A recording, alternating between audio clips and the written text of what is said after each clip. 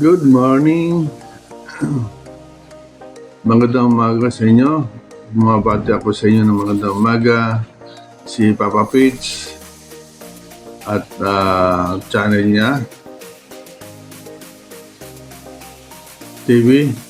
Magandang umaga sa inyo lahat. Gusto lang po ako magkapagano sa inyo dahil ito magkakape na naman at brown out dito sa amin, dito sa Bulacan. Diyan ngayon wala pang ilaw eh. Kaya ganito na lang ang pagkano ko. Ito may sopas naman pero di makikita eh. Pasensya na kayo ha. Ito may sopas. Ayan. Sopas at saka kapi. Ito kapi. Pasensya na kayo at halika yan, kapi tayo. Para magandang umaga natin. Huwag natin pag-ihagising, pasalamat tayo sa Diyos na nagising pa tayo. Huwag niyong masamain ang pagising niyo ha, mga kapatid. Dahil ang pagising natin sa umaga, mayroon tayong layunin sa tuwing ating buhay hanggang mula ng umaga hanggang maghapon. Certain tayo na hindi tayo wala tayong masasagasaang tao o wala tayong masaktan na tao, kundi lahat salamat tayo sa Diyos. Ganito pa man, ganyan pa man ang aking vlog ngayon sa inyo kasi alam mo naman, brown out niyan, medyo may team din ako. Di yan ako makikita ninyo siguro. Itong kape na inano ko ngayon, kaya halika kayo, kape tayo. Ano kaya itong panahon ito kasi madilim eh.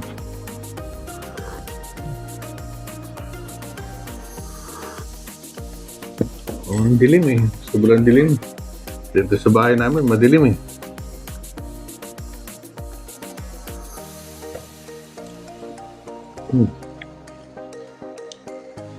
Sopas ito niluto ng aking mga anak kagabi.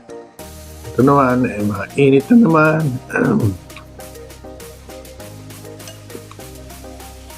Kaya ako tumataba siguro sa lamig eh. Pain tapos lamig.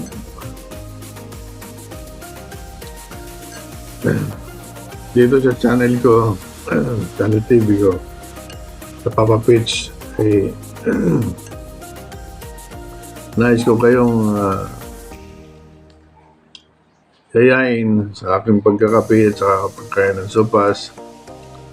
Sana andyan kayo sa inyo na kumakain din kayo sa magang ito. Pero huwag niyong kalimutan na magdasal muna kayo sa Panginoon. Magdasal kayo, humingi kayo ng tawad sa inyong mga kasalanan din. Humingi ako ng tawad sa kasalanan. Na ipagpatuloy naman ang buhay hanggang marating namin ang dulo. Kaya salamat tayo sa Panginoon. Walang ibang makakatulong sa atin kundi ang Panginoon, sarili natin. Wala tayong mga kamag-anak na tutulong sa atin, hindi tayo lang talaga. At ang pamilya natin, nandiyan naman sila nakatingin sa atin. Kaya huwag niyong baliwalain ang inyong mga pamilya. Kahit anumang gusot, gawin nyo na maging maayos ang inyong mga problema. Basta parati lang kayo nakatingala sa Panginoon na patawarin kayo sa mga kasalanan.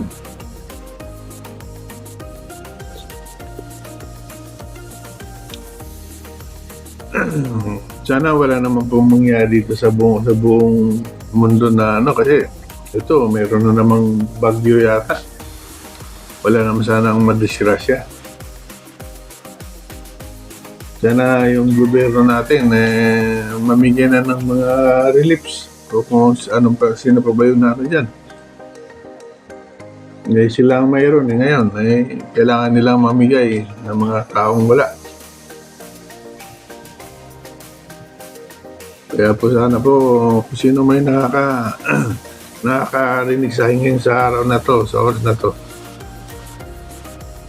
Sana po tunlakan niyo po na magtulungan tayo sa lahat ng bagay na mayroon tayo.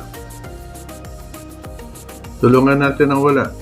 Lalo na po yung mga taong kapuspalad talaga. Ay lalo na tagulan. Wala may kasakit pa. Mahirap magkasakit eh.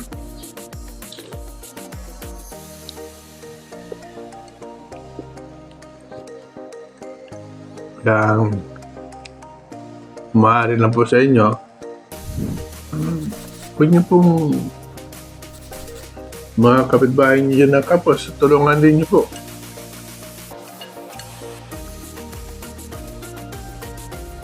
Bababa rin ako mamaya. Tingnan ko kung ano sa ilog kasi nandyan mga ilog, kaya lang kailangan mong tingnan kung ano nangyari na. Wala man tayong kakayahan na magpigil sa baha.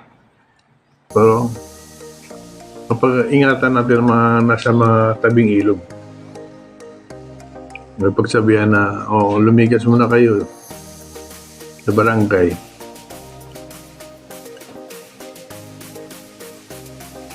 Sana walang baha. Hindi ako tuloy makapagtanim ngayon, pero tapos na na-plot ko na kahapon eh. Naayos ka na, naulan na rin ngayon. Basang-basa na ngayon yan na masarap magtanim ngayon. So magtatanim din ako mamaya pag medyo minto o ulan. Ambon, puro ang hirap eh. Lumabas. Basa ka rin eh. Diba? Kaya magandang magasin lahat. Yung may mga sakit dyan, huwag kayong lumabas sa bahay. Magpagaling kayo. Ingatan yung sarili nyo, ha?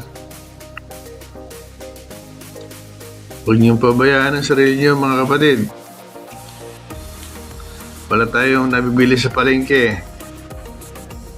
Okay, salamat sa umagang ito. Huwag niyong kalimutan, i-like si Papa Pete TV. At maraming salamat sa inyong lahat. Si Papa Pete TV, huwag niyong kalimutan, i-like. Kundi, salamat ako sa inyo. Sana inyo kong maibigan. Salamat po. Salamat po.